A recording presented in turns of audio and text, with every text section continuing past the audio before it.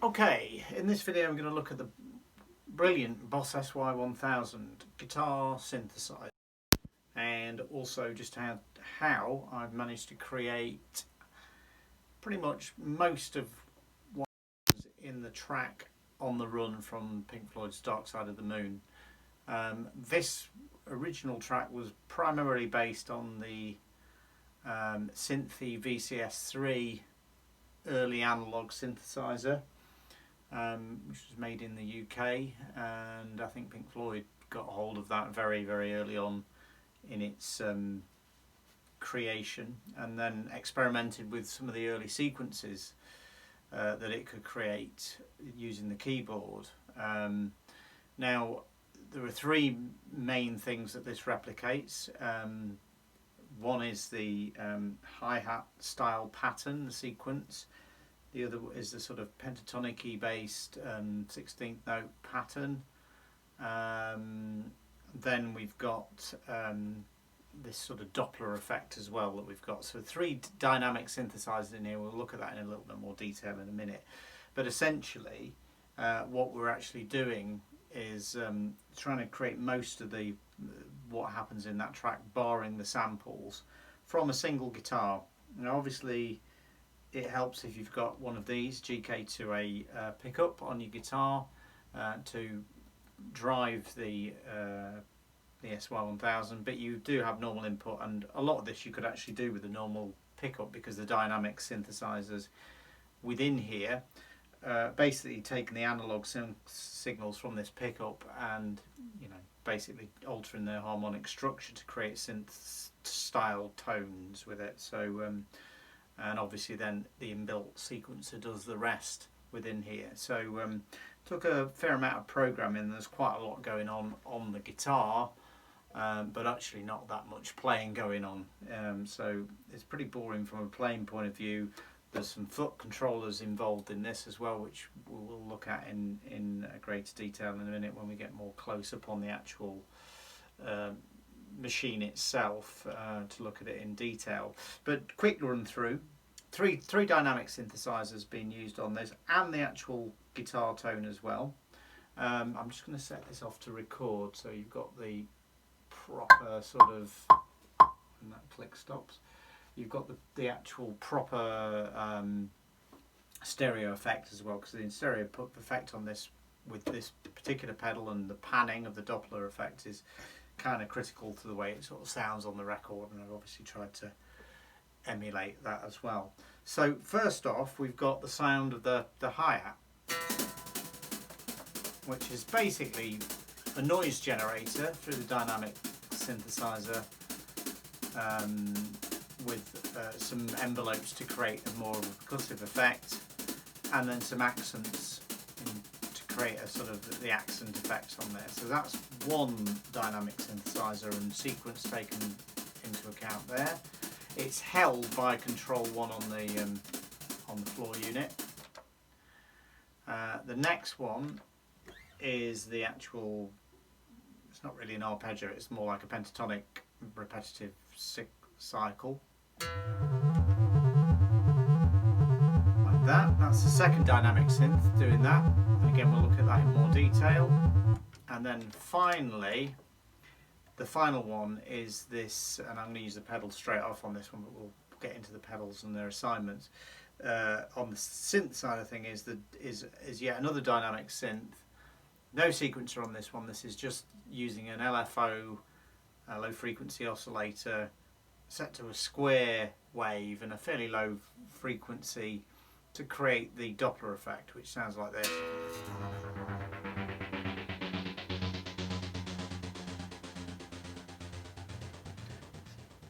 Finally, last but not least, the actual guitar itself, because you can also run a normal pickup, and that's what I'm doing through the 13-pin cable.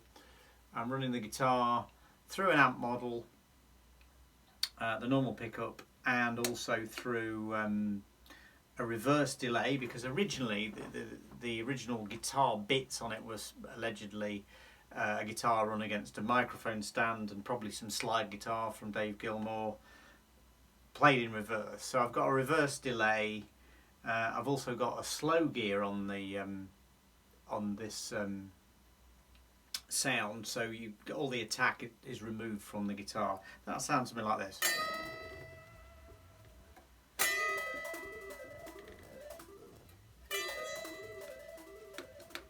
We can't hear that for some reason.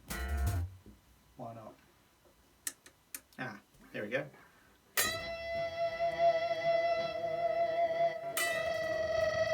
You get that sort of dissonance between the two sounds, and often there's this sort of like dive bombing effect. So quite a dissonant, sort of nasty sound. It's, you know, hardly standard sort of Dave Gilmour melodic stuff, and it's not really playable as a normal sort of sound at all. So be careful with this one, because that's all controlled from the regular volume control on the guitar. But that's all the sounds. So together you can end up with something that sounds like this, and I'll just play with some of the oscillators and I'll go into a little bit more detail. So all together it sounds like this. Keep the guitar volume down to start with. Play, it's in E, it's about 165 BPM. Play the E string at the A string at the 7th fret. Play that. That'll set off both sequences, and then Control 1 and Control 2 hold those sequences. So now we've got that sequence going round. Right, so this pedal, this is expression pedal 2, I think I've got it on here, controls essentially the Q on the resonance and the filter within Dynamic Synth number 2, and it's also attached to a wah pedal as well, to try and give it a little bit more of the you know, the VCS3 filters. So you can hear that taking effect now.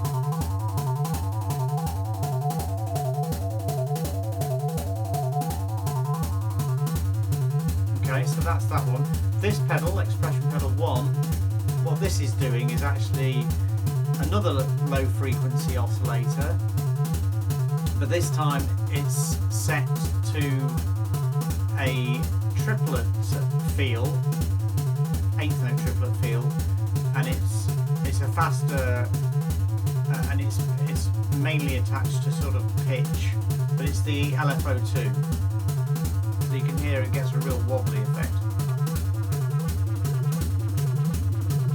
And you can toggle between the two. And that's how basically they got this sound on the original, but obviously on the dials on the VCS3.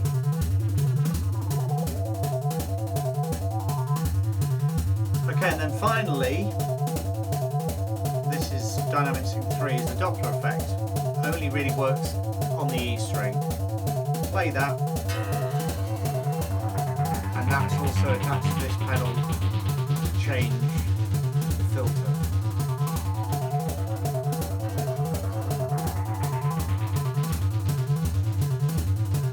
There's a bit of delay on that as well. And then obviously for the guitar you can then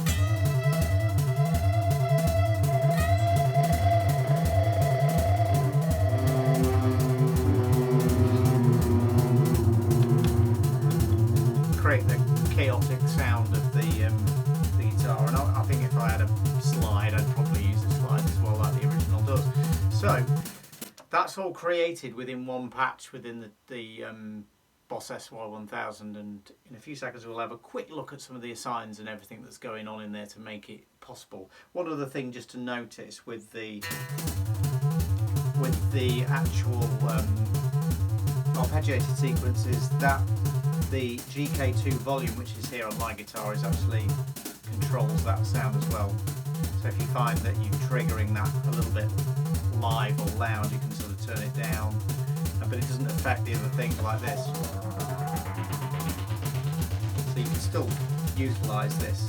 So it's a bit of a balancing act, really. And that's it. That's what it sounds like. Fairly authentic. It's never going to be a VCS3, but it's close.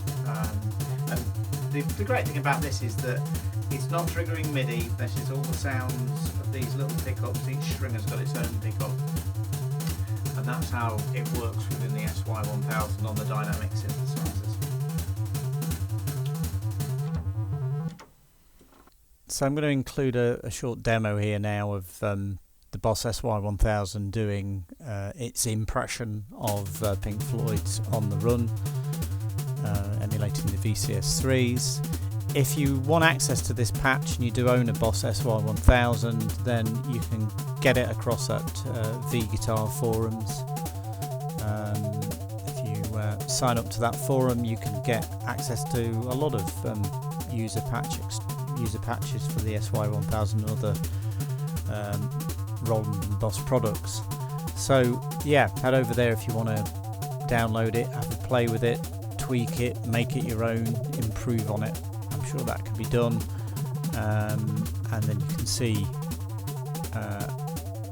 the sort of inner workings of how it functions on the SY1000.